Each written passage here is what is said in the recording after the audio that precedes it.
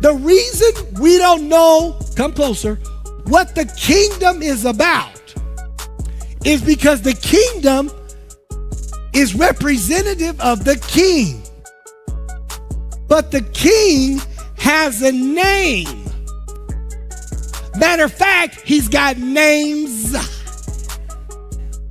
And the names represent your character and your nature.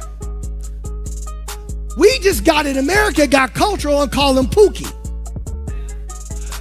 In the Bible, the name represented who you were.